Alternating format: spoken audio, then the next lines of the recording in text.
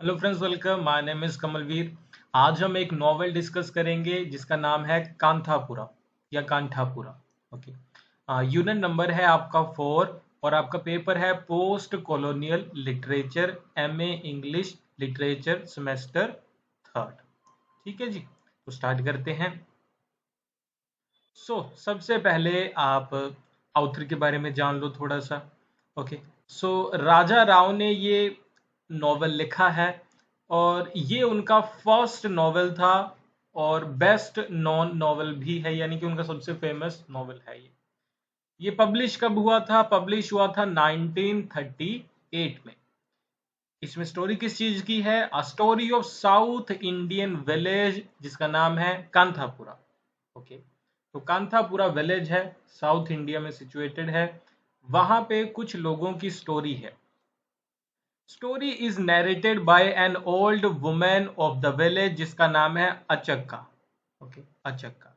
अचक्का ही ये पूरी स्टोरी हमें सुना रही है। राजा राव, इन्होंने देखो ये नॉवेल लिखा है। इनका बर्थ हुआ था 1909 में। कहाँ पे? विलेज ऑफ हसना, जो कि कहाँ पे है? मैसूर में। Okay. In very old south Indian ब्राह्मण फैमिली, तो ये ब्राह्मण फैमिली से बिलोंग करते थे। उसके बाद ये फ्रांस जाते हैं। ओके। फिर इंडिया वापस आ जाते हैं। उसके बाद 1940 में फिर से ये फ्रांस जाते हैं, 46 में वापस आते हैं। ओके, सॉरी 46 में ये फ्रांस जाते हैं, 56 में वापस आते हैं। It was in France, thousands of miles away from India, that his novel Kanthapura was written. और फ्रांस में रहते हुए ही इन्होंने ये नॉवेल कांथापुरा लिखा था। ओके। सबसे पहले मैं आपको इन पूरे कैरेक्टर्स के बारे में बताऊंगा, साथ साथ में थोड़ा थोड़ा स्टोरी भी बताता चलूंगा। ओके, साथ साथ में थोड़ा थोड़ा स्टोरी के बारे में भी बताता चला जाऊंगा, क्योंकि कैरेक्टर्स को बड़ा हम अच्छे से समझेंगे। एक आपको वन लाइनर बता देता हूं। तो 1938 में लिखा गया नॉवेल है। सो 20th सेंचुरी की बात हो रही है। उस टाइम पे इंडिया में क्या हो रहा था? इंडिया में फ्रीडम मूवमेंट चल रही थी, इंडिपेंडेंस मूवमेंट चल रही थी। हम आजादी के लिए लड़ रहे थे भारतीय। हम किस आइडियोलॉजी या विचारधारा को ज्यादातर लोग फॉलो किया करते थे? तो गांधीज्म को फॉलो किया करते थे। गांधी के विचारों पे लोग विश्वास करते थे, गांधी के आइडियाज को लोग फॉलो किया करते थे। लोगों को लगता था कि गांधी के अगर विचारों को, उनके पाथ को हम फॉलो करेंगे तो हमें आजादी मिल जाएगी। यहां भी यही सब कुछ है। एक गांव है कांथापुरा, वहां पे कुछ इंसान है जो कि गांधीवादी सोच को फॉलो करके विलेज को भी, गांव को भी चेंज करना चाहते हैं। ब्रिटिशर्स के अगेंस्ट भी लड़ रहे हैं। हमारी सोसाइटी को रिफॉर्म भी करना चाहते हैं। वो कुछ उसमें कुछ बदलाव चाहते हैं, सुधार चाहते हैं। और आपको पता है कि हर एक सोसाइटी में कुछ लोग होते हैं जो ऑर्थोडॉक्स आइडियाज वाले होते हैं, कंजर्वेटिव होते हैं। तो वो कहते हैं कि नहीं, सोसाइटी नहीं चेंज करनी। तो कुछ लोग कह रहे हैं कि चेंज करनी है गांधीयन आइडिया के अकॉर्डिंग और देश को भी आगे बढ़ाना है। कुछ कह रहे हैं नहीं करना। इन दोनों के बीच में टसल है ये पूरा नॉवेल।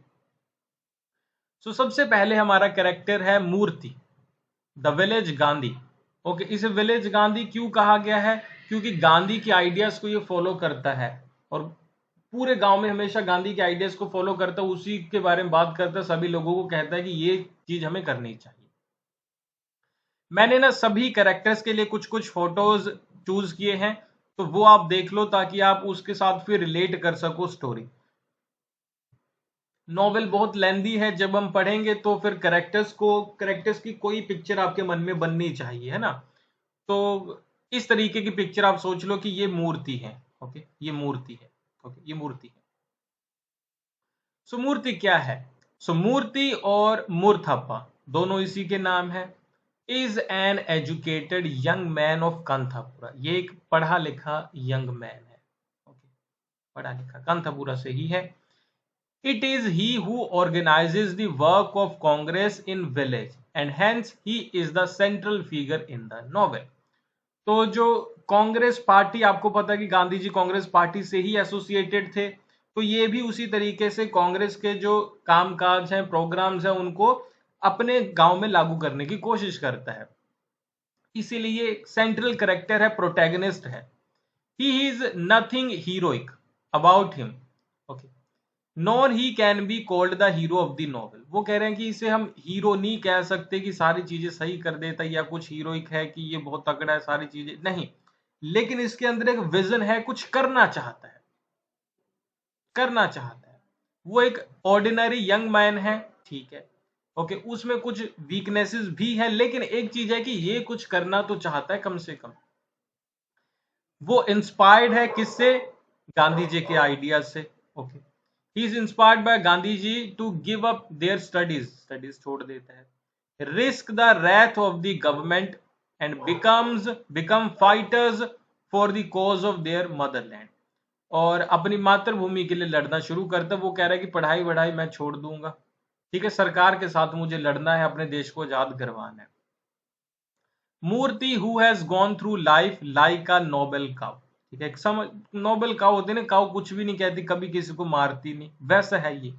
क्वाइट है, जेनरस है, ठीक है, डेफरेंट है, ब्राह्मिक भी है, ओके, ब्राह्मण, क्योंकि ब्राह्मण फैमिली से बिलोंग करता है, okay, and is very prince. He is considered to be honest like an elephant. इसे एक एलिफेंट की तरह ऑनेस्ट कहा गया है नोवेल में ही। And is spoken of as our Gandhi, और गांव के लोग उसे कहते हैं ये हमारा गांधी है, या फिर the saint of our village, कि हमारे गांव का ये संत है। लोग उसके बारे में ये सारी चीजें सोचते हैं, यानी कि अच्छा सोचते हैं, अच्छी छवि है उसकी, ये है वो। It seems that impact of Gandhi's personality has transformed him from a common village lad, एक आम गांव के लड़के से वो क्या चेंज हो गया, into a young man capable of leadership। Gandhi से इतना इंस्पायर्ड हो गया कि गांव के अंदर एक लीडर बन गया। एंड सेल्फ सेक्रीफाइस की बातें करता है, ओके, सेल्फ सेक्रीफाइस की बातें करता है कि गांव के लिए मैं अपने आप को सेक्रीफाइस कर सकता हूँ, ओके। एक चीज याद रखना है कि गांधी के साथ वो पर्सनल कॉन्टेक्ट में कभी भी नहीं आया, गांधी के बारे में उसने सिर्फ पढ़ा ही है। सो सेकंड कैरेक्टर है रत्ना, जो कि एक प्रोग्रेसिव विडो है, ओके, विडो है, विडो यानी कि उनके हस्बैंड की डेथ हो चुकी है। रत्ना एक यंग विडो है, छोटी उम्र में ही उनके पति की डेथ हो गई। She became a window when she was hardly 15, अभी 15 की एज थी। आपको पता है कि पहले बाल विवाह हो जाते थे, चाइल्ड मैरिज, तो जल्दी शादी हो गई, 15 की एज में बेचारी विडो हो गई। She is attracted and charming as is clear and is clear from the attention which Moorthy pays to her. तो वो भी उससे अट्रैक्टेड है, ठीक है, अट्रैक्टेड है मूर्ति से। There is just a hint of love affair between the two, लेकिन हमें ये कभी भी नहीं पता चलता कि दोनों के बीच में किसी तरीके का रिलेशन है, ये नहीं, लेकिन थोड़ा सा अटेंशन, एक दूसरे से अट्रैक्टिव है। However, their love and liking for each other has not been properly developed and hence the novel lacks in love interest। तो नोवेल ने इस चीज की बात नहीं की, लेकिन थोड़ा थोड़ा होता है ना कि मन में है वो चीज। ओके, एजुकेटेड वुमेन है, ये हमें पता चल गया, प्रोग्रेसिव उसके आइडियाज हैं। सो ये पिक्चर, इसे आप मान लो कि ये रत्ना है, ठीक है, थोड़ा सा चीजें समझने में इजी हो जाता है, कॉन्टेक्स्ट मिल जाता है। कहा जाता है कि रत्ना काउंटर पार्ट है मूर्ति का, फीमेल काउंटर पार्ट। जैसे मूर्ति है, गांधीयन है, अच्छा है, समझदार है, लीडर है, पढ़ा लिखा है, इसी तरीके से विमेन में क्या है, विमेन में ये सारी चीजें किस में है, वुमेन में, रत्ना में है।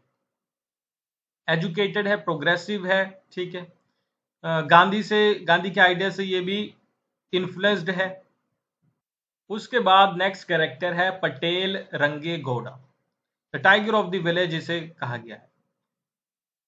Range Gowda is the Patel of Kanthapura. Patel आप समझते हो ना कि जैसे सरपंच होता है, कि ऐसे मान लो किसी पहले गांव का पटेल बना दिया जाता था ब्रिटिशर्स की तरफ से, कि तुम्हारा काम है गांव को संभालना।